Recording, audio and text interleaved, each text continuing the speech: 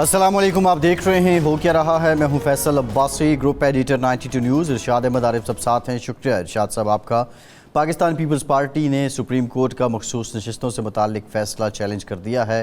Pakistan peoples party की जानिब से दरख्वास्त दायर की गई है और इस सिलसिले में सुन्नी इत्तेहाद काउंसिल को भी फ़रीक बनाया गया है। साथ ही साथ पाकिस्तान पीपल्स पार्टी ने ये मौक़िफ़ अपनाया है कि पाकिस्तान तहरीक इंसाफ जो इस सारे मामले में फ़रीकी नहीं थी, उसकी जानिब से नशिस्तें लेने के लिए कोई दरख्वास्त भी नहीं दी गई थी और वो नशिस्तें उसको दे दी गईं। मखसूस नशिस्तों का जो फ़ैसला है, इस पर इससे पहले भी बहुत से सवालात उठ रहे थे।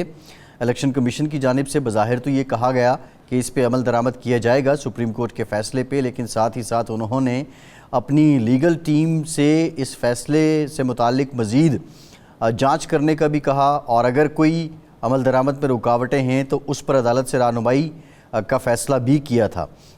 लेकिन अब पाकिस्तान पीपल्स पार्टी, मुस्लिम लीग नून भी इसको चैलेंज कर चुकी है और तवक्को ये की जा रही है कि सुप्रीम कोर्ट की जो छुट्टियां हैं उसके बाद ही अब इस फ़ैसले पर समाअत होंगी। बहुत से सवालात हैं, क्या ये जो समाअत होनी है, नज़रसानी की अपीलें हैं, इस पर वही बेंच सुनेगा या बेंच के मेंबरान की तादाद बढ़ाई भी जा सकती है। साथ ही साथ पाकिस्तान की सियासत पे अब तक के जो असरात हैं इस फ़ैसले के, क्या ये फ़ैसला वापस भी जा सकता है, कोई लीव भी ग्रांट हो सकती है। ये बहुत से कानूनी निकात हैं, आज के प्रोग्राम में इस पर गुफ्तगू करेंगे। दूसरी जानिब पाकिस्तान तहरीक इंसाफ की तरफ से जो इस्लामाबाद हाई कोर्ट के चीफ़ जस्टिस हैं, जस्टिस आमिर फ़ारूक, उनके ख़िलाफ़ शिकायत दाखिल कर दी गई है और जो मौक़िफ़ अपनाया गया है कि chief justice Islamabad high court justice Aamir Farooq ने जानबूझकर जो पीटीआई से मुताल्लिक केसेस थे उन पे डिले किया है। ऐसे वक्त में जब एक जानिब जजेस दबाव की शिकायत कर रहे थे और दूसरी जानिब पाकिस्तान तहरीक इंसाफ को अदालतों से रिलीफ भी मिल रहा था। मखसूस नशिस्तों का जो फ़ैसला है वो भी एक इंतहाई अहम मामला है। इस्लामाबाद हाई कोर्ट से बड़े पैमाने पर पाकिस्तान तहरीक इंसाफ के रहनुमाओं को रिलीफ मिला है। ऐसे में क्या ये दरख्वास्त देना कोई सेंड डिसीजन है, अक्लमंदाना फ़ैसला है, या पाकिस्तान तहरीक इंसाफ अपने लिए जो उनके लिए हमदर्दी पाई जाती थी लीगल फ्रेटर्निटी में उसको भी कम कर रही है। ये बुनियादी सवालात हैं। आज 9 मई से मुताल्लिक जो केसेस हैं उस पर अडयाला जेल में बानी पीटीआई से पूछगछ हुई है, तफ्तीशी टीमें पहुंची हैं। पॉलीग्राफिक टेस्ट करवाने से बानी पीटीआई ने इनकार किया है और बहुत से और मामलात हैं। रऊफ़ हसन साहब जो हैं 2 रोज़ा जिस्मानी रिमांड पे एफआईए के हवाले कर दिए गए हैं और सबसे अहम डेवलपमेंट ये है कि काबीना ने पीका ट्रायल कोर्ट की मंजूरी दे दी है। पाकिस्तान में जो फायरवॉल थी साइबर कंट्रोल के लिए, उसकी इंस्टॉलेशन भी मुकम्मल हो गई है। इन तमाम मामलात पे बात करेंगे। इरशाद साहब, पीपल्स पार्टी ने भी अब फ़ैसला चैलेंज कर दिया है। बज़ाहिर तो पहले से लग रहा था कि इस फ़ैसले पे अमल दरामद नहीं होता दिखाई दे रहा। सिग्निफिकेंस क्या है? क्या ये उस मुलाकात का नतीजा है जो आसिफ जरदारी साहब और वज़ीर-ए-आज़म साहब के बीच हुई और ये तय हुआ था कि मुत्तफ़िक़ा तौर पे इस फ़ैसले को हुकूमती जमातें चैलेंज करेंगी? देखें, फ़ैसले को चैलेंज करना एक बात है, अमल करना दूसरी बात है। फ़ैसले पर अमल करना है इलेक्शन कमीशन ने और चैलेंज वो 2 जमातें अभी तक कर रही हैं जो बेनिफिशरी थी, वो जो बंदरबांट हुई थी, सीटों की जो मखसूस सीटें बच गई थी इन जमातों को देने के बाद।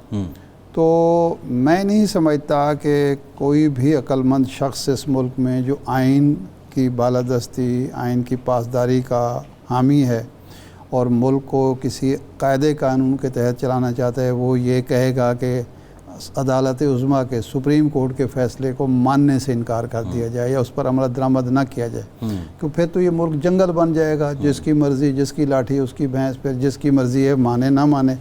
ये तो नहीं हो सकता कि जो ताकतवर है या जिसके पास अख्तियार आ गया है वो तो ना माने और आप गरीब आदमी से बनवाना शुरू कर दें।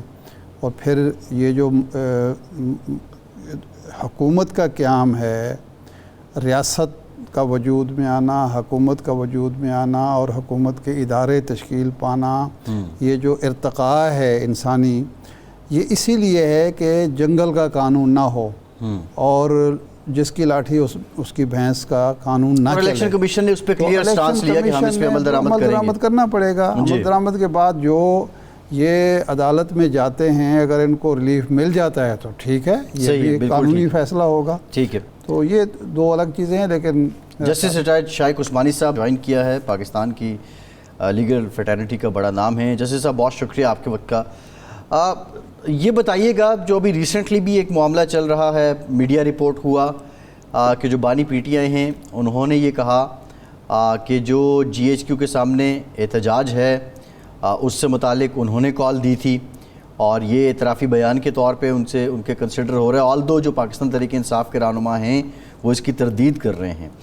لیکن قانونی آئینی پوزیشن کیا ہے کہ اگر وہ یہ اعتراف کر لیتے ہیں تو اس کے بعد انہوں نے خود ہی کیا ملٹری ٹرائل کے لیے اپنی راہ ہموار کر دی ہے؟ نہیں, اتنا سمپل نہیں ہے یہ. دیکھیے, اگر انہوں نے کہا بھی کہ آپ جی ایچ کیو کے سامنے پروٹیسٹ کریں, تو وہ یہ کہہ سکتے ہیں کہ میں نے صرف یہ کہا تھا کہ جا کے آپ پیسفلی پروٹیسٹ کریں.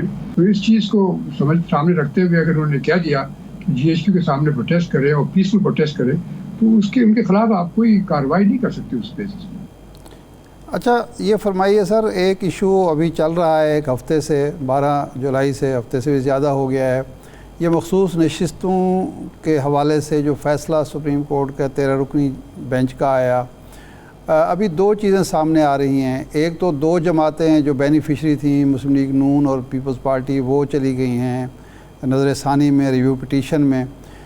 ایک الیکشن کمیشن جو اصل فریق ہے, اس نے یہ تو کہا کہ ہم اس فیصلے پر عمل درآمد کریں گے, لیکن ساتھ ہی یہ پخ لگا دی کہ جی کچھ چیزیں اس میں توجیہ طلب ہیں, وضاحت طلب ہیں. مثال کے طور پر 2 حلف نامے جمع ہوئے ہیں. پہلے لوگوں نے سنی اتحاد کونسل کا حلف نامہ جمع کرایا, پھر یہ پی ٹی آئی کا حلف نامہ جمع ہو گیا, اور 3 دن کی مدت ہوتی ہے حلف نامے کے لیے, وہ 15 دن کی عدالت نے دے دی, تو مشکل ہو رہا ہے. کیا اس بہانے عمل درآمد کو روکا جا سکتا ہے یا عمل درآمد کرنا پڑے گا؟ اور کیا ریویو پٹیشن جو ہے وہی بینچ سنے گا 13 رکنی, یا اس بینچ کی تعداد بڑھ بھی سکتی ہے؟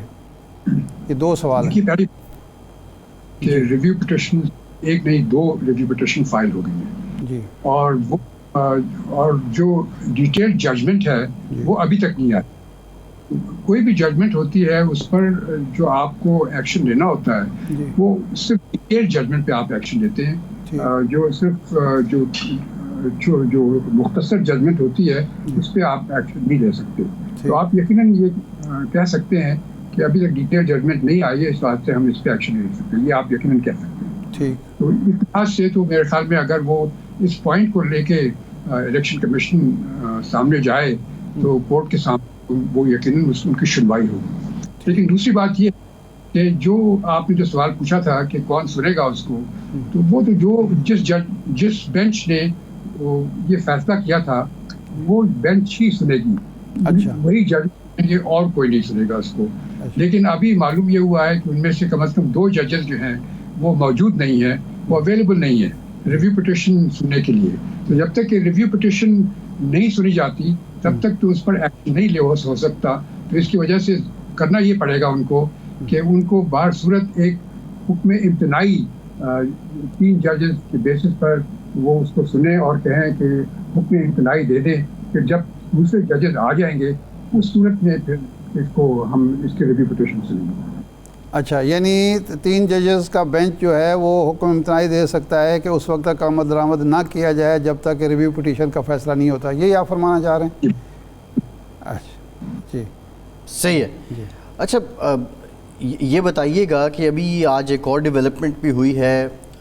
کابینہ کی جانب سے پیکا ایکٹ کے تحت جو ٹرائل کورٹ سے ان کی منظوری دی گئی ہے, اور وہ لوگ جو بالخصوص سائبر کرائم ہیں, ڈیجیٹل کرائم میں جو لوگ ملوث ہیں, کیا سمجھتے ہیں آپ کہ کتنی سگنیفیکنس ہے یہ بات؟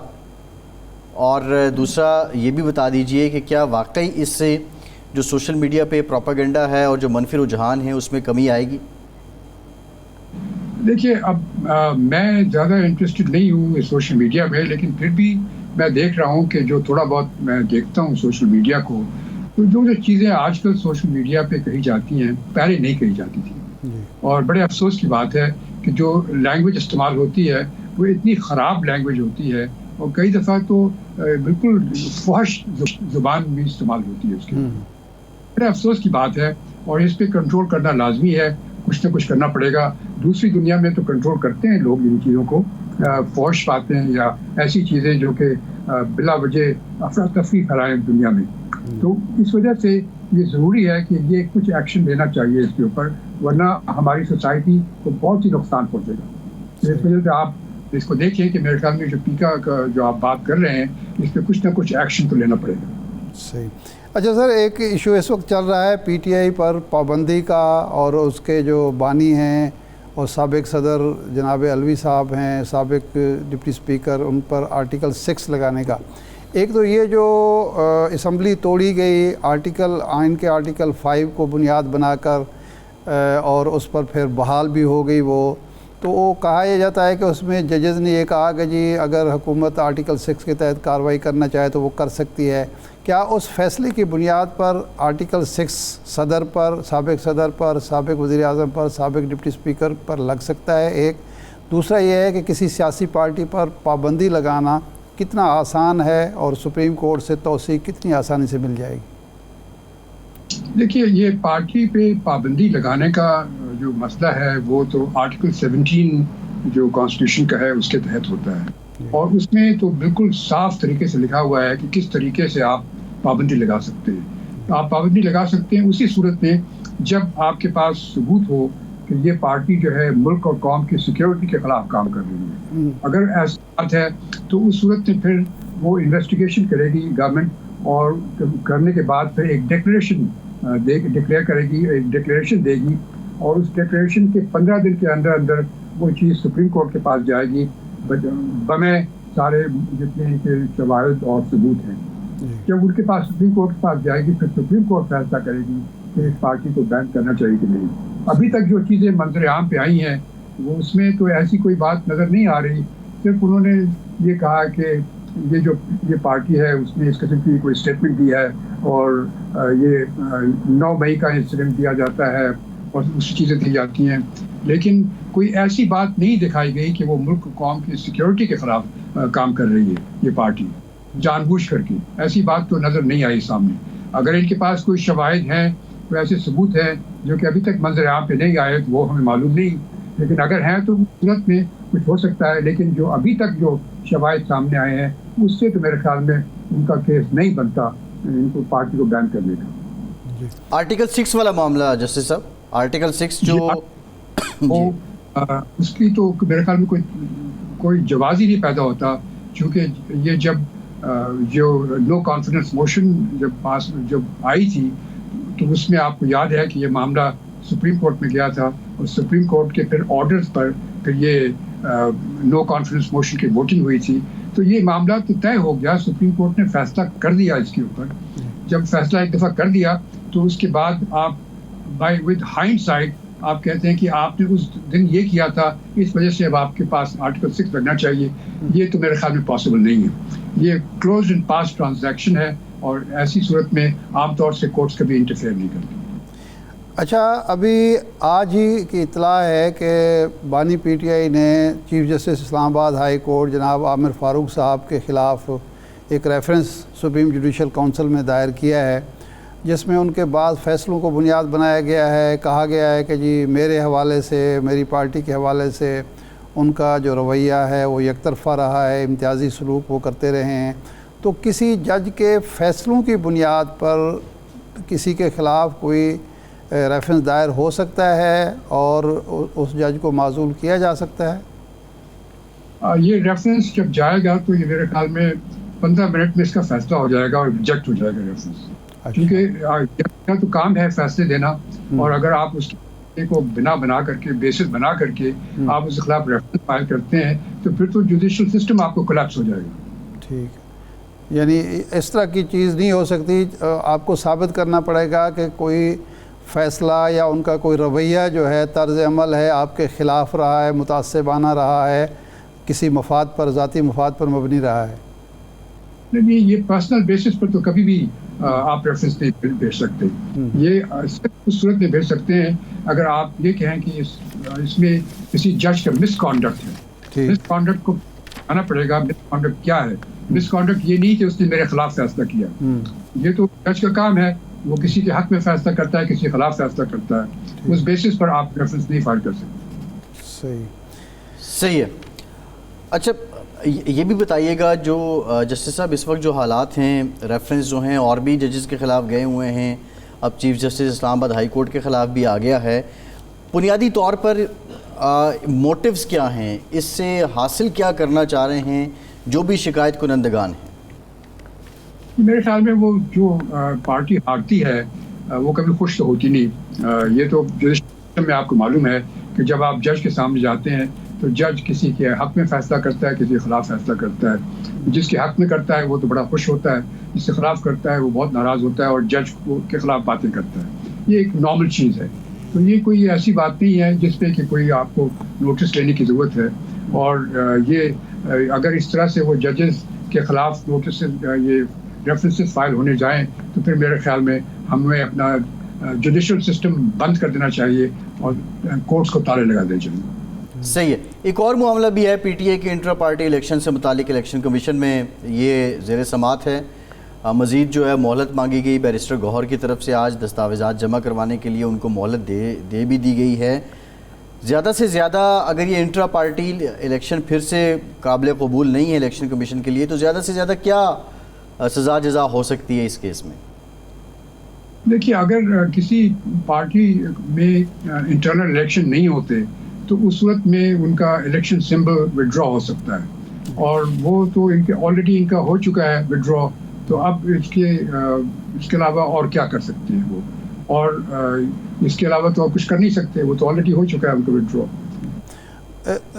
کیا آپ یہ سمجھتے ہیں کہ الیکشن کمیشن کو اس حد تک جانا چاہیے کسی سیاسی پارٹی کے حوالے سے کہ جی وہ لٹیگریز میں پڑ جائے اور ٹیکنیکل بنیادوں پر وہ کر لے, یا اس کو چاہیے کہ بھی وہ بنیادی چیز دیکھے کہ الیکشن ہوئے ہیں یا نہیں ہوئے؟ دیکھیے, یہ ایک بڑی امپورٹنٹ چیز ہے. اگر آپ ملک میں ڈیموکریسی لانا چاہتے ہیں, جمہوریت لانا چاہتے ہیں, تو سب سے پہلے آپ کو اپنی پارٹی میں جمہوریت نافذ کرنی چاہیے. یہ ایک بہت ضروری چیز ہے, اور اسی پرنسپل کے بیسس پر یہ انٹرنل الیکشن جو ہیں اس کو امپورٹنس دی گئی ہے اور اس کے متعلق پروویژنس کی گئی ہیں. اور اس کا جو اگر نہیں کوئی کرتا تو اس صورت میں اس کا الیکشن سمبل ودرا ہو جاتا ہے, یعنی کچھ نہ کچھ ریئیکشن ہوتا ہے. اور یہ بہت ہی امپورٹنٹ چیز ہے. اور اگر وہ اس دفعہ بھی, اگر تیسری دفعہ بھی وہ ریجیکٹ ہو جاتا ہے تو میرے خیال میں پی ٹی آئی کو کافی پرابلمز ہوں گے اور ان کے خلاف کافی کارروائی شروع ہو سکتی ہے. اچھا عثمان صاحب, یہ پی ٹی آئی کی طرف سے کہا جاتا ہے کہ ہمیں ٹارگٹ کیا جا رہا ہے کیونکہ جس طرح کے الیکشن ہمارے ہوئے بلا مقابلہ اسی طرح کے مسلم لیگ کے ہوئے, اسی طرح کے پیپلز پارٹی کے ہوتے ہیں. اے این پی نے کافی عرصہ الیکشن نہیں کرایا, ان کو صرف 20,000 پہ جرمانہ کر کے الیکشن میں حصہ لینے کا موقع دے دیا گیا اور نشان بھی دے دیا گیا. تو کیا اس بنیاد پر اور اس طرح کے کچھ فیصلوں کی بنیاد پر چیف الیکشن کمشنر اور الیکشن کمیشن کے خلاف بھی کوئی ریفرنس دائر ہو سکتا ہے؟ نہیں, ریفرنس دائر نہیں ہو سکتا. چیف الیکشن کا کام ہے کہ وہ دیکھے کہ پارٹی میں الیکشن ہوں. وہ یقیناً اس کو چیلنج کر سکتے ہیں. اگر الیکشن کمشنر کوئی ایسا فیصلہ کرتا ہے جو کہ یہ سمجھتے ہیں مناسب نہیں ہے اور ناانصافی ہے اس میں, تو ان کو ہر حق حاصل ہے کہ اس کو چیلنج کر سکتے ہیں سپیریئر کورٹس کے سامنے. جی ٹھیک, بہت شکریہ جسٹس عثمانی صاحب, آپ کے وقت کا آپ ہمارے ساتھ موجود تھے. ایک بریک کے بعد واپس آئیں گے, ہمارے ساتھ رہیے.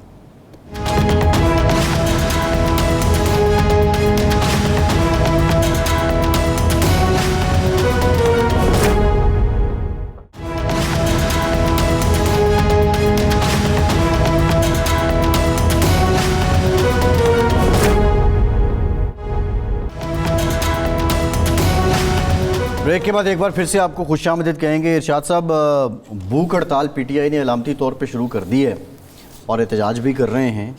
کیا سگنیفیکنس ہے بھوک ہڑتال کر کے؟ پی ٹی آئی کیا مقاصد حاصل کرنا چاہ رہی ہے, یا پھر جو ان کے کارکنان ہیں ان کو موٹیویٹ کر رہی ہے, ان کا حوصلہ بڑھا رہی ہے؟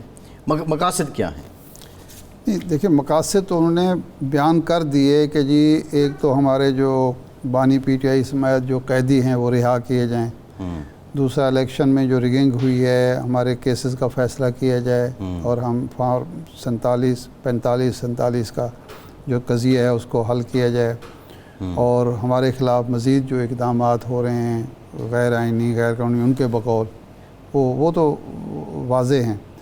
اچھا مہذب جمہوری معاشروں میں یہ علامتی چیزیں ہوتی ہیں اور ان کا ایک اثر ہوتا ہے اور وہاں ان چیزوں کو بڑی امپورٹنس دی جاتی ہے. مہذب جمہوری معاشروں میں ہم بھی مہذب جمہوری معاشرہ ہیں, میں اسی لیے بات کر رہا ہوں. پاکستان ایک جمہوری طریقے سے وجود میں آنا والا ایک ریاست ہے جس میں ایک آئین ہے, قوانین ہیں, پارلیمنٹ ہے, جمہوریت ہے. تو ظاہر بات ہے کہ یہ ایک اس راستے سے مختلف راستہ ہے, کیونکہ ہم ہی لوگ پھر ان سیاستدان جب سڑکوں پر آتے ہیں تو ہم ان کو کہتے ہیں کہ یہ سڑکوں پر کیوں آ رہے ہیں, وہ طریقے اختیار کریں جو پوری دنیا میں ہیں. تو اب یہ میرے خیال انہوں نے اختیار کیا ہے. اب دیکھتے ہیں کہ یہ خوش فہمی کا شکار ہیں کہ ہماری بھوک ہڑتال سے کوئی اثر ہوگا, یا واقعی ریاست جو ہے اس معاملے میں اتنی سینسٹیو ہے, وہ سمجھتی ہے کہ اگر یہ ارکان پارلیمنٹ ہے نا, سینٹ اور قومی اسمبلی کے ارکان ہیں جو بھوک ہڑتالی کیمپ جنہوں نے لگایا ہے, تو دیکھتے ہیں کہ اس کا کیا اثر ہوتا ہے, کیا اثر لیا جاتا ہے. یا وہ جیل بھرو تحریک والا حشر ہی نہ ہو اس کو, جیل بھرو تحریک کا اثر بھی ہو سکتا ہے. دیکھیں نا, سیاسی جماعتیں جب کوئی کام کرتی ہیں آئین اور قانون کے دائرے میں رہتے ہوئے اور پھر اس کا اگر نوٹس نہ لیا جائے یا اس کو خوش آمدید نہ کہا جائے یا اس کو کوئی جواب ایسا نہ دیا جائے قانون, اور تو پھر ظاہر بات ہے مایوسی ہوگی, جمہوریت سے مایوسی ہوگی, پارلیمنٹ سے مایوسی ہوگی. صحیح. اب دیکھتے ہیں کہ اس کا کیا نتیجہ نکلتا ہے.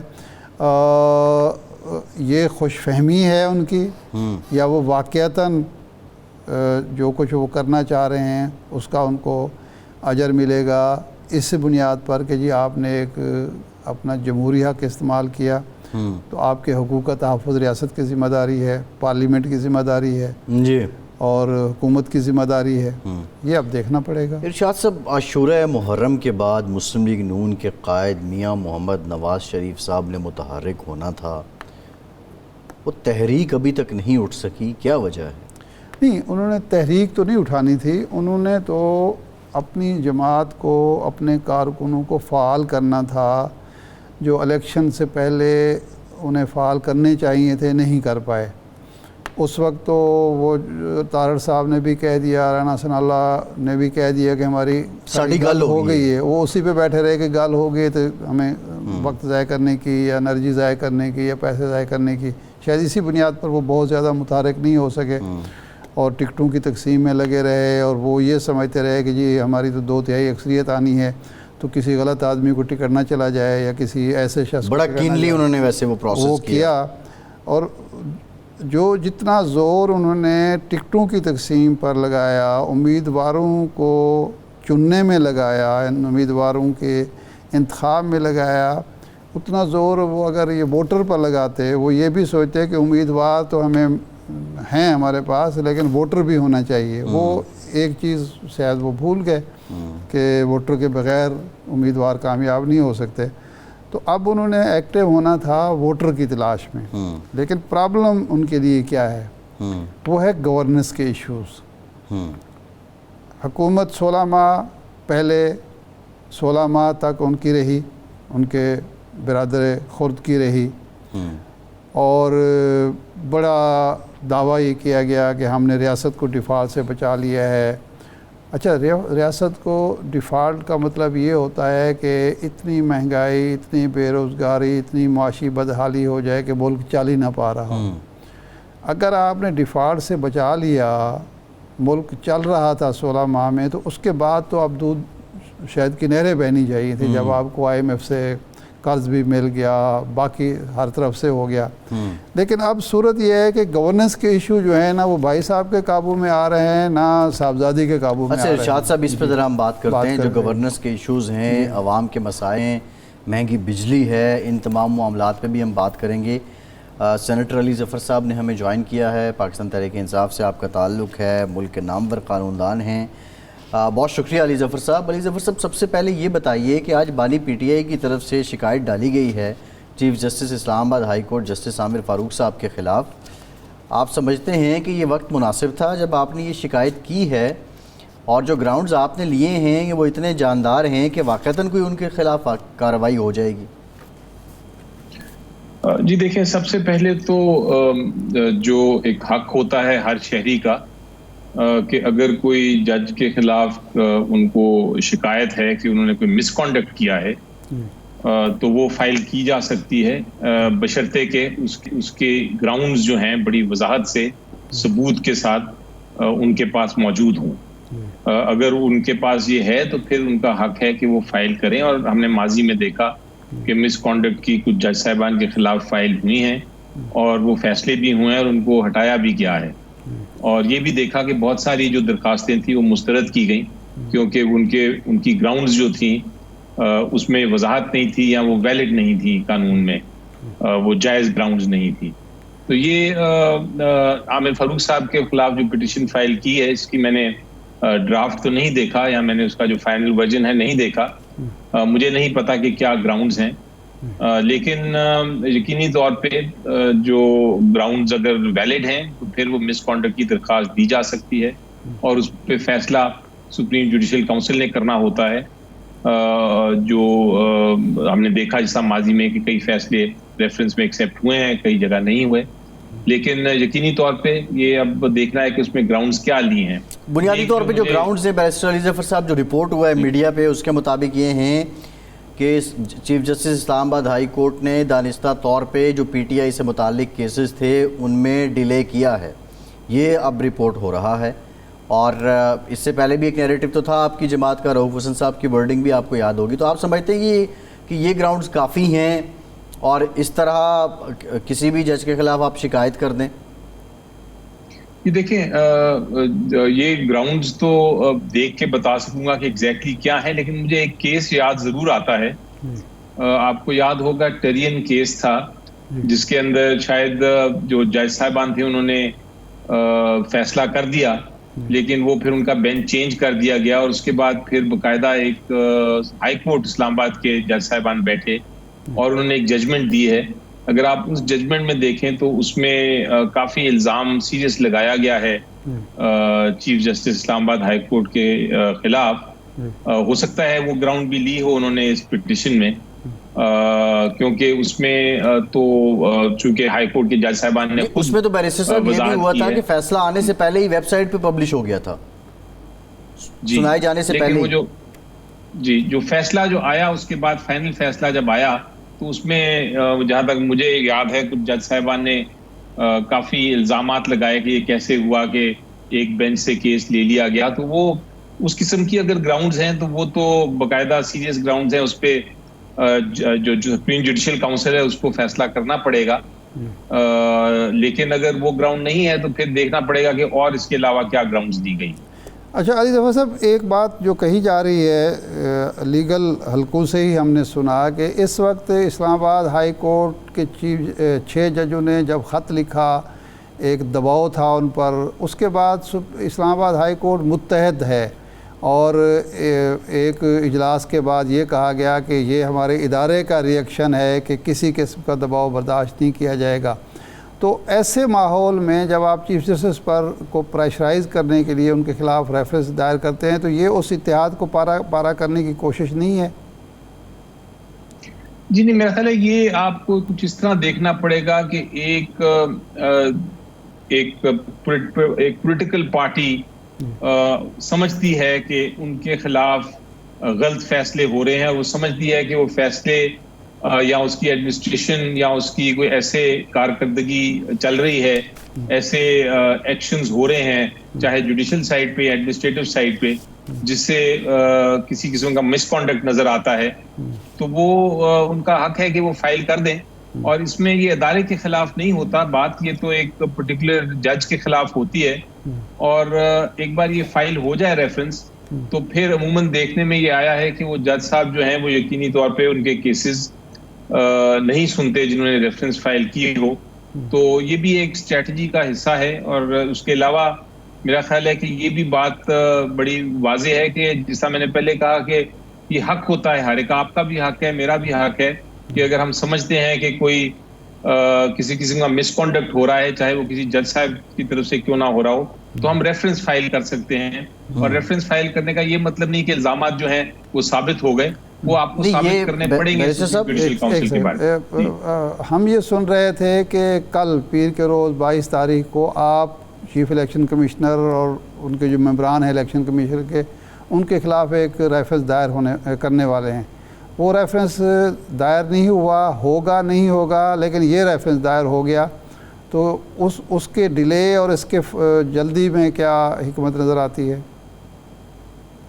जी देखें, जहाँ तक इलेक्शन कमीशन ऑफ पाकिस्तान के खिलाफ रेफरेंस है, बिल्कुल वो फाइल होगा, उसमें तैयारी हो रही है, क्योंकि वो जो रेफरेंस है उसमें तो पूरा आपका जो सियासी जो कुछ हुआ, जो सियासत में हुआ, जो इलेक्शंस के पहले हुई प्री पोल रिगिंग, बाद में हुई, उस सारा का जिक्र करना है। तो उसके लिए काफ़ी सारे एविडेंसेस चाहिए, काफ़ी सारी शहादतें चाहिए, डॉक्यूमेंट्स चाहिए। अच्छा। वो फाइल होने लगा था, लेकिन आपको याद है कि कल एक रेड हो गया पीटीआई के दफ्तर में और बहुत सारे कागजात जो थे वो उठाए गए, तो उनको दोबारा से कंपाइल करना पड़ेगा और फिर फाइल होगा। तो कुछ ताखीर है, मेरे ख्याल है 1-1.5 दिन की, लेकिन इसी हफ्ते वो भी फाइल होगा। और वो बहुत सीरियस किस्म का रेफरेंस है, वो उसमें ग्राउंड्स दी गई हैं, वो बाकायदा मिसकॉन्डक्ट की ग्राउंड्स हैं, जिसमें सिंबल केस भी आ जाता है,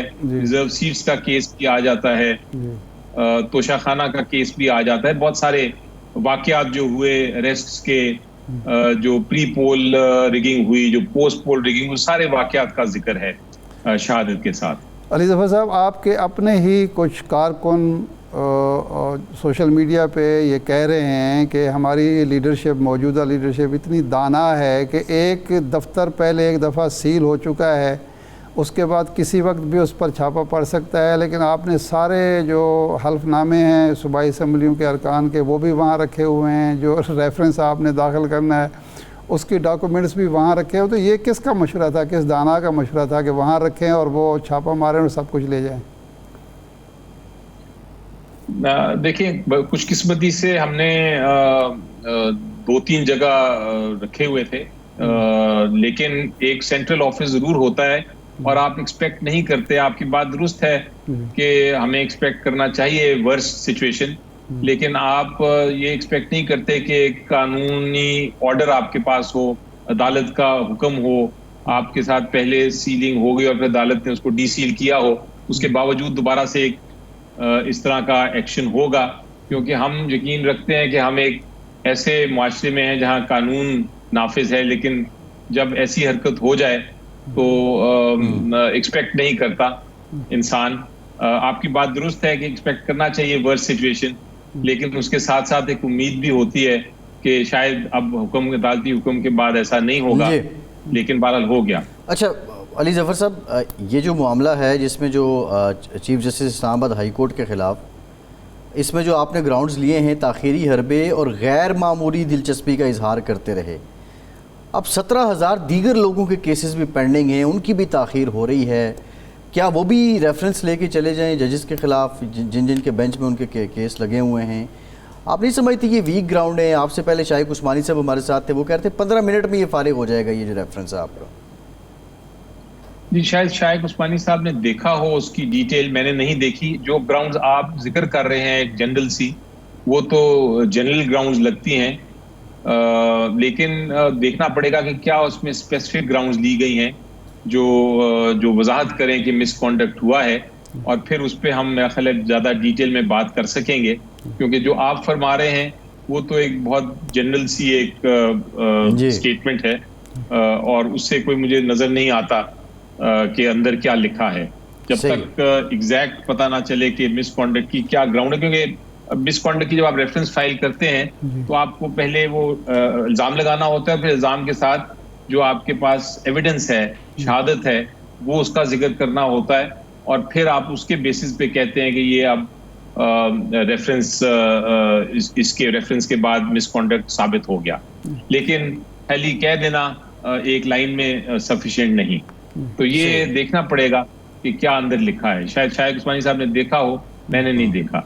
علی ظفر صاحب یہ فرمائیں کہ مخصوص نشستوں کے کیس آپ جیت گئے، آپ کے حق میں فیصلہ آ گیا، 15 دن کا وقت ملا، 2 سیاسی پارٹیز جو ہیں انہوں نے اپنے ریویو پٹیشن داخل کر دی۔ اب ایک نقطہ نظر یہ ہے کہ ریویو پٹیشن پہلے سنی جائے گی اور عمل درآمد اس کے بعد ہوگا، کیونکہ ظاہر بات ہے کہ ان کا حق ہے ریویو پٹیشن میں، وہ یا ان کو سٹے ملے یا ان کا کیس پہلے سنا جائے۔ کیا آپ کے خیال میں الیکشن کمیشن ریویو پٹیشن کا انتظار کرے گا یا اور تفصیلی فیصلے کا انتظار کرے گا، یا اس سے پہلے وہ عمل درآمد کا پابند ہے؟ جی، میری نظر میں جو قانون ہے وہ تو یہ کہتا ہے کہ اگر سپریم کورٹ کا ایک حکم آ جائے تو ہر ادارے پہ فرض ہے کہ اس کو اس کے مطابق امپلیمنٹ کرے، اور اگر ریویو فائل ہو گیا ہے اور اس میں سٹے ہو گیا ہے، پھر تو وہ یا کوئی ایسا آرڈر ہو گیا ہے کہ اس کو سسپینڈ کر دیا گیا ہے پہلے حکم کو، تو پھر تو کوئی ادارہ کہہ سکتا ہے کہ میں جب تک وہ ریویو نہیں فیصلہ ہوتا میں آگے ایکشن نہیں لے سکتا۔ لیکن صرف ریویو فائل کرنے سے ادارہ نہیں کہہ سکتا کہ میں اب یہ حکم کو نہیں مانوں گا۔ ریویو فائل، بہت سارے ریویوز فائل ہوئے ہیں۔ آپ کو یاد ہے کہ میرے سمبل کیس میں جب عدالت نے فیصلہ کر دیا تھا کہ پی ٹی آئی کو سمبل نہیں دینا، تو ہم نے ایک ریویو فائل کر دیا تھا، اور اس ریویو کے فائل کرنے کے باوجود الیکشن کمیشن آف پاکستان نے جو حکم تھا سپریم کورٹ کا اس کو امپلیمنٹ کیا۔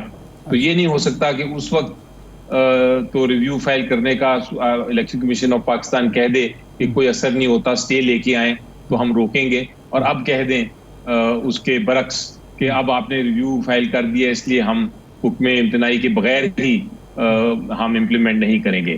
یہ مجھے نہیں لگتا کہ یہ ایک کیس میں ایک فیصلہ اور دوسرے کیس میں دوسرا فیصلہ کر سکتے ہیں، اور قانون بھی یہی کہتا ہے کہ جب تک عدالت نہ اپنا کوئی سٹے آرڈر دے تب تک جو ادارہ ہے وہ خود ازیوم نہیں کر سکتا کہ اپیل فائل کرنے سے یا ریویو فائل کرنے سے سٹے ہو گیا ہے۔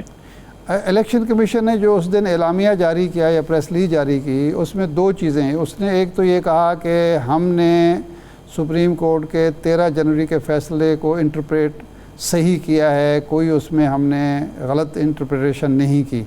دوسرا کہا کہ جی اس میں ابہام فیصلے میں جو نظر آتا ہے وہ یہ ہے کہ 2 حلف نامے اب پی ٹی آئی کے ارکان نے جمع کرائے ہیں، ایک سنی اتحاد کونسل کے حوالے سے اور ایک اب پی ٹی آئی کے حوالے سے۔ تو وہ یہ کہتے ہیں کہ یہ ایک ابہام ہے کہ اب 2 حلف ناموں کی صورت میں کون سا حلف نامہ درست ہے، اور کیا یہ فلور کراسنگ ہے یا اپنے ہی حلف نامے کی نفی ہے، تو ہم کیا کریں؟ تو کیا یہ کوئی ویلڈ پوائنٹ ہے؟ دیکھیں، میں چونکہ اس کیس میں انوالو تھا اور میں ساری پروسیڈنگز سن رہا تھا، آپ بھی دیکھ رہے تھے کیونکہ لائیو پروسیڈنگز بھی آ رہی تھیں، تو یہ بحث، یہ دونوں نکات پہ بحث ہو گئی تھی، اور بڑا اچھے طریقے سے جو وکیل تھے الیکشن کمیشن کے انہوں نے یہ بحث کی تھی اور دونوں نکات اٹھائے تھے۔ لیکن عدالت کے جو 13 جج صاحبان تھے انہوں نے سننے کے بعد ان میں سے 11 نے یہ فیصلہ کیا کہ یہ جو نکات ہیں یہ ویلڈ نہیں ہیں، اور انہوں نے اس کے مطابق فیصلہ سنا دیا۔ اب جب ریویو میں آپ جاتے ہیں اور آپ وہی بحث کرتے ہیں کہ جناب آپ کے فیصلے میں یہ ابہام ہے، تو 99% عدالت یہ کہتی ہے کہ یہ آپ نے جو بحث کر لی ہے، ہم نے صحیح یا غلط ایک بار فیصلہ کر لیا تو یہ ریویو کی گراؤنڈ نہیں بن سکتی۔ ریویو کی گراؤنڈ میں آپ کو یہ دکھانا ہے کہ ہمارا جو ایکشن ہے وہ آئین کے خلاف ہے، اور جب تک آپ یہ نہیں دکھائیں گے ہم ریویو کو نہیں مانیں گے۔ اور یہی دیکھا ہے ہم نے کہ جب بھی ریویو فائل کیا ہے، میں نے بہت سارے کیے ہیں ریویوز، 99% ریویوز جو ہیں وہ عدالتیں جو ہیں وہ ختم کر دیتی ہیں، کیونکہ انہی جج کے سامنے جنہوں نے فیصلہ کیا ہے آپ کو جا کے کہنا پڑتا ہے کہ جناب آپ کا فیصلہ غلط ہے۔ تو جج صاحبان نہیں مانتے کہ ہمارا پہلا فیصلہ غلط ہے، اس لیے یہ ریویو میں مجھے کوئی جان نظر نہیں آتی۔ انہی جج کے سامنے آپ نے جانا ہے، اور اگر ان دا مین ٹائم کوئی ریٹائر بھی ہو جاتے ہیں تو ایک ہی نیا جج آئیں گے، باقی جو 10 جج صاحبان ہیں یا 11 جج صاحبان ہیں یا 12 جج صاحبان ہیں وہ وہی رہیں گے۔ اچھا علی ظفر صاحب، اس میں جو سب سے بڑا اعتراض مسلم لیگ نون کی طرف سے، پیپلز پارٹی کی طرف سے، باقی لوگوں کی طرف سے آ رہا ہے وہ یہ ہے کہ اس کیس میں پی ٹی آئی فریق نہیں تھی، پی ٹی آئی نے مانگا نہیں تھا جو کچھ وہ اس کو دے دیا گیا ہے۔ تو اس میں کس حد تک وزن ہے، اور واقعی آپ تو فریق نہیں تھے، فریق تو سنی اتحاد کونسل تھا، تو آپ کو یہ کیسے نشستیں مل گئیں؟ جی آپ کی بات بالکل درست ہے کہ پی ٹی آئی پارٹی نہیں تھی، اور یہ بھی آپ کی بات درست ہے کہ پی ٹی آئی نے نہیں مانگا تھا کہ ہمیں دے دیا جائے، اور بلکہ سنی اتحاد کونسل مانگ رہی تھی کہ ہمیں دیا جائے. تو یہ ایک سوال تو اٹھا تھا، اور بحث کے دوران بھی اٹھا تھا کہ پی ٹی آئی کو کس طرح دے دیا جائے گا. لیکن آپ کو یاد ہوگا کہ جو آبزرویشنز آ رہی تھیں، عدالت کہہ رہی تھی کہ ہمارے پاس آرٹیکل 187 بھی ہے، اور آرٹیکل 187 جو آئین کا ہے وہ یہ کہتا ہے کہ جب آپ یہ دیکھیں، واقعات کو دیکھیں اور سمجھیں اور جانیں، اور ان واقعات کے مطابق آپ کو ایک حکم ایسا پاس کرنا پڑے جو کہ پورا انصاف دے سکتا ہے، یعنی اس کو کہتے ہیں کمپلیٹ جسٹس دے سکتا ہے، تو پھر عدالت کوئی بھی حکم فرما سکتی ہے، بے شک آپ نے وہ استدعا کی ہو یا نہ کیا ہو، یا پارٹی آپ کے سامنے ہو یا نہ ہو. تو میرا خیال ہے کہ اس کیس میں عدالت نے آرٹیکل 187 جو آئین کا ہے، جو ان کو طاقت دیتا ہے سپریم کورٹ کو کمپلیٹ جسٹس کرنے کی، وہ شاید انہوں نے اس آرٹیکل کا حوالہ دے کے یہ فیصلہ کیا ہو. آپ یہ دیکھیں، دوسری بات، اہم بات یہ ہے، یہ تو ہم قانونی بحث کر رہے ہیں، لیکن پریکٹیکلی اس کا کوئی فرق نہیں پڑتا. اگر جو عدالت ہے وہ سنی اتحاد کو بھی دے دیتی تو یہی رزلٹ ہونا تھا کہ یہ دوسری سائیڈ کو تو یہ سیٹیں نہیں ملنی تھی، یہ سنی اتحاد کو ملنی تھی. اور اس کے بعد ہماری اسٹریٹجی یہی تھی کہ سنی اتحاد جو پارلیمنٹری پارٹی ہے وہ فیصلہ کر کے اپنے سارے کینڈیڈیٹس کو ٹرانسفر کر دے گی پی ٹی آئی میں. تو رزلٹ اس کا وہی ہوا، چاہے سنی اتحاد کو ملے یا پی ٹی آئی کو ملے. وہ اس میں کوئی یہ نہیں تھا کہ آئدر کیس میں وہ دوسری سائڈ کو مل جائیں گی سیٹیں ہمیں ہی ملنی تھی، چاہے سنی اتحاد کے تھرو ملے یا پی ٹی آئی کو ڈائریکٹ ملے. اس لیے سپریم کورٹ نے کوئی اتنی زیادہ چینج نہیں کیا. بے شک پی ٹی آئی کا نہیں تھی ریکویسٹ یا استدعا، لیکن وہ کمپلیٹ جسٹس کرنے کے لیے انہوں نے کہا کہ ہم فائنل آرڈر دے دیں. اچھا یہ فرمائیں کہ گوہر علی خان صاحب ایک موقع پر فریق بننا چاہتے تھے، اور جناب سلمان اکرم راجہ صاحب بھی دلائل 2 دفعہ انہوں نے دیے، تو وہ آپ کی جو پٹیشن تھی وہ ایکسیپٹ نہیں ہوئی تھی پی ٹی آئی کی طرف سے. اور سلمان اکرم راجہ صاحب کس کے وکیل تھے؟ کس کیس میں جی؟ اسی کیس میں سلمان اکرم راجہ صاحب بھی تو 2 دفعہ اپیئر ہوئے نا، پہلے بھی انہوں نے اور جواب بھی انہوں نے دیا. اور جب ان سے جناب یحییٰ آفریدی صاحب نے پوچھا کہ آپ کس کی طرف سے ہیں، تو انہوں نے کہا میں پی ٹی آئی کی طرف سے ہوں. اور جب چیف جسٹس صاحب نے ان سے کہا کہ آپ اس وقت کس پارٹی میں ہو، تو انہوں نے کہا آپ کو پتہ ہے کہ میں پی ٹی آئی میں ہوں. جی دیکھیں، میرے خیال ہے وہ اس کیس میں تو وہ ریپرزینٹ کر رہے تھے شاید جو خواتین تھیں جن کو ریزرو سیٹس مل سکتی تھیں سنی اتحاد کونسل کی طرف سے، وہ ان کو ریپرزینٹ کر رہے تھے. جس طرح میں نے کہا کہ پی ٹی آئی کا موقف یا وہ ایز سچ پارٹی نہیں تھی. پی ٹی آئی کا موقف فی الحال نہیں آیا تھا. پی ٹی آئی نے تو یہ کہا تھا انفیکٹ کہ ہم نے مجبوراً سنی اتحاد کونسل ہمارے کینڈیڈیٹس کو جوائن کرنا پڑ گیا. کینڈیڈیٹس ہمارے تھے لیکن سنی اتحاد کونسل کو جوائن کرنا پڑا، اور سنی اتحاد کونسل جو ہے وہ ریزرو سیٹس کی حقدار ہے. لیکن سپریم کورٹ نے، جس طرح میں نے کہا کہ انہوں نے ان کو واقعات جو ہوئے ان کو نظر آ رہے تھے، اور جس طرح کی بحث کی گئی الیکشن کمیشن آف پاکستان نے، الیکشن کمیشن آف پاکستان نے اعتراف کیا کہ ہم نے ہی روکا تھا ان کینڈیڈیٹس کو، ہم نے ان کو آزاد ڈکلیئر کیا تھا. ہم تو سپریم کورٹ نے کہا آپ نے تو خود مجبور کیا ہے پی ٹی آئی کے کینڈیڈیٹس کو کہ وہ سنی اتحاد کو جوائن کریں. تو ہم یہ ناانصافی نہیں مانتے، ہم یہ آئین کا تقاضا ہے کہ ہم یہ جسٹس کریں. ایک بریک لیتے ہیں علی ظفر صاحب، ایک بریک لیتے ہیں، بریک کے بعد آپ سے گفتگو کریں گے. ہمارے ساتھ رہیے.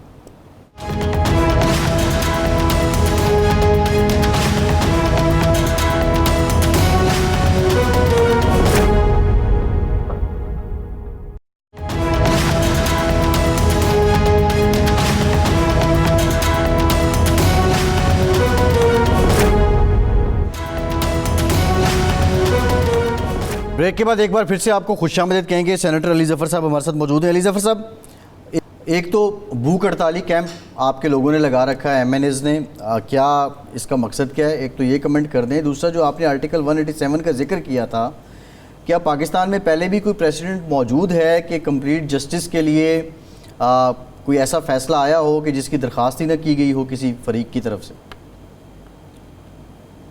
جہاں تک آپ کا یہ ہنگر اسٹرائک کی جو وضاحت ہے، میرا خیال ہے وہ پریس کانفرنس میں ہی کر دی گئی تھی، کیونکہ اب شاید وقت آ گیا ہے کہ ہمارے پاس قانونی راستے ختم ہوتے جا رہے ہیں. تبھی یہ ایک الٹیمیٹ سٹیپ ہوتا ہے جہاں آپ وقت آتا ہے کہ آپ ہنگر اسٹرائک تک جا سکیں. ہم نے یہ دیکھا کہ کافی کوشش ہوئی، ہم نے عدالتوں کے پاس گئے، جب بھی ہماری آفسز پہ ریڈ ہوئے، جب بھی ہمارے لوگوں کو اٹھایا گیا، لیکن اس کے باوجود پھر کل دوبارہ سے دیکھا گیا کہ ہر قانون کی خلاف ورزی ہوئی اور ریڈ ہوا. امپلائیز جو تھے، ایک تو ورکرز کو بھی اٹھایا گیا، پھر امپلائیز ہیں وہ بچیاں ہیں کام کر رہی ہیں ان کو اٹھا لیا گیا. ہمارے جو پی ٹی آئی کے انفارمیشن سیکرٹری ہیں رؤوف صاحب، بڑے ڈیسنٹ ریزنیبل انسان ہیں اور بڑا آپ کے پروگرام پہ آتے رہتے ہیں، ان کی گفتگو بھی بڑی اچھی ہوتی ہے، ایک ریزنڈ لاجک کے ساتھ، منطق کے ساتھ بات کرتے ہیں، ان کو بھی اٹھا لیا گیا. اسی طرح آپ کے ہمارے جو سارے ڈاکومنٹس تھے، ہمارے جو کاغذات تھے، ہمارے جو کمپیوٹرز تھے، وہ اٹھا لیے گئے. پھر عمران خان صاحب کے خلاف نئے مقدمات فائل کر دیے جاتے ہیں. بہت سارے ہمارے جو اراکین ہیں، سینیٹرز بھی ہیں، پارلیمنٹیرینز بھی ہیں، خواتین بھی ہیں، وہ پچھلے کئی ماہ سے وہ وداؤٹ ٹرائل جیل میں ہیں، سال سے زیادہ ہو گئے ہیں. بہت سارے نام ہیں جو میں لے سکتا ہوں، لیکن ان سب کو دیکھتے ہوئے، ان سارے حالات کو دیکھتے ہوئے ہم نے فیصلہ کیا کہ پارلیمنٹیرینز جو ہیں وہ بھی ہنگر اسٹرائک کریں، وہ بھی دکھائیں کہ ہم کتنے کمزور ہیں، ہمارا نظام کتنا کمزور ہے، عدالتی نظام کتنا کمزور ہے کہ یہ ساری چیزیں ہو رہی ہیں اور اس کو کوئی روک نہیں سکتا. تو یہ اس سارے اس کا سارا جو ایم ہے وہ آپ انہی حالات کو درست کرنا ہے، جو حالات ہم دیکھ رہے ہیں، جو جمہوریت کا ہم قتل دیکھ رہے ہیں. بہت شکریہ علی ظفر صاحب کا، آپ ہمارے ساتھ موجود تھے. شاہ صاحب، بہرحال یہ ان کے گریوینسز ہیں جو یہ بیان کر رہے ہیں. ہم بات کر رہے تھے میاں نواز شریف صاحب کی. میں بتا رہا تھا کہ میاں صاحب اب یہ جو مہنگائی ہے بے تحاشا، انہوں نے مریم نواز صاحبہ نے جو یوکرین سے گندم آ گئی تھی اس کی وجہ سے آٹا سستا کیا، وہ پھر مہنگا ہونا شروع ہو گیا. بجلی کے بل، آٹے پہ ٹیکس لگ گیا، آٹے پہ ٹیکس لگ گیا ہے. وہ فلاور مل والے جو ہیں وہ چلے گئے ہڑتال پہ، پھر ان کو بڑا راضی کیا ہے، ٹیکس واپس لینا پڑا ہے. بے جا ٹیکس ہیں، بجلی کی لوڈ شیڈنگ بھی ہے، اور ریٹ جو ہیں، یعنی سابق وفاقی وزیر تجارت جو اس حکومت کے بہرحال ہمدرد ہیں، چند ماہ پہلے تک وہ وزیر تھے، وہ یہ کہہ رہے ہیں کہ جی ٹیکسٹائل ملوں کا چلنا، انڈسٹری کا چلنا ممکن نہیں رہا. لیکن پرائم منسٹر صاحب نے کہا $60 بلین ایکسپورٹ کریں گے ہم. نہیں، کہاں سے کریں گے؟ جب ایکسپورٹ ہوگی تو کریں گے نا. وہ کہہ رہے ہیں کہ ہم انڈسٹری چلا ہی نہیں سکتے. آج فیصل آباد ایوان صنعت و تجارت کے لوگ غالباً یہ پریس کانفرنس کر رہے تھے کہ ہمارے یہاں 70 یونٹ بند ہو چکے ہیں. جو چیزیں آپ نے ایکسپورٹ کرنی ہے، ایکسپورٹ آئٹم ہیں، وہ تیار ہی نہیں ہوں گے تو آپ کہاں سے ایکسپورٹ کریں گے؟ کوئی شعبہ ایسا نہیں جس پہ آپ نے ٹیکس نہ لگا دیا ہو. اور بجلی، وہ یعنی ایک طرف آپ اتنے طاقتور ہیں اور اتنے بااختیار ہیں کہ اپنے عوام کو ٹیکسوں کا بوجھ لاد دیا ہے، دوسری طرف آپ اتنے کمزور ہیں کہ جو آئی پی پیز لوٹ رہے ہیں، بجلی پیدا کیے بغیر اربوں روپے آپ سے وصول کر رہے ہیں. یعنی ظلم نہیں ہے کہ 740 روپے پر یونٹ آپ بجلی خرید رہے ہیں. 740. یہ تو گراؤنڈ ریئلٹیز ہے نا. انہوں نے سیاست بھی کرنی ہے. اس کا مطلب یہ تو نہیں کہ ڈو ناٹ ڈسٹرب موڈ پہ چلے جائیں آپ. نہیں میں تو یہ کہہ رہا ہوں کہ یہ صورتحال جب ہو تو میاں نواز شریف صاحب میدان میں نکل کے ان سوالوں کا جواب کہاں سے دیں گے؟ تو اس لیے وہ سمجھ رہے ہیں کہ بہتر ہے کہ میں مری کی ٹھنڈی ہواؤں میں بیٹھ کے یا لاہور کے جاتی عمرہ میں بیٹھ کے کچھ اجلاسوں کی صدارت کر لوں، کچھ اپنے MNAs MPAs کو اپنے دکھڑے بیان کر لوں، کیونکہ ورکر اور ووٹر دونوں سوال شاہ کریں صاحب گے۔ آپ سمجھتے ہیں کہ میاں صاحب کو پتہ ہے کہ سیاست بدل چکی ہے؟ نہیں، جو 2010 میں سیاست میاں کی اب وہ صاحب نہیں میاں ہے۔ صاحب کو پتہ کون لگنے دے گا؟ یہ جو ارد گرد ہواری ہیں وہ کسی کو پتہ لگنے دیتے ہیں؟ دیکھیں لیڈر کو خود بھی تو پتہ ہوتا ان ہے، کو تو بتایا جا رہا ہوگا کہ جی دودھ شہد کی لہریں بہ نہیں ان کو خود بھی نظر آتا ہوگا۔ اگر نظر آتا ہے تو پھر اس کا مطلب میرا تھیسس ٹھیک ہے کہ وہ جانتے ہیں کہ عوام میں پذیرائی کی کیا پوزیشن ہے۔ لیکن یہ ڈو تو اس ناٹ لیے وہ ڈسٹرب بیٹھے موڈ ہیں۔ سے نکلنا ہوگا ان کو، خود ٹھیک تھوڑا ہے، سا نکلیں، اچھی زحمت بات ہے، دینی پڑے گی۔ نکلنا شاہ چاہیے، صاحب نکائیے ہم تو۔ پروگرام کا ٹائم ختم ہو گیا ہے، بہت شکریہ آپ کا، آج کے پروگرام سے اتنے ہی، اجازت دیجیے۔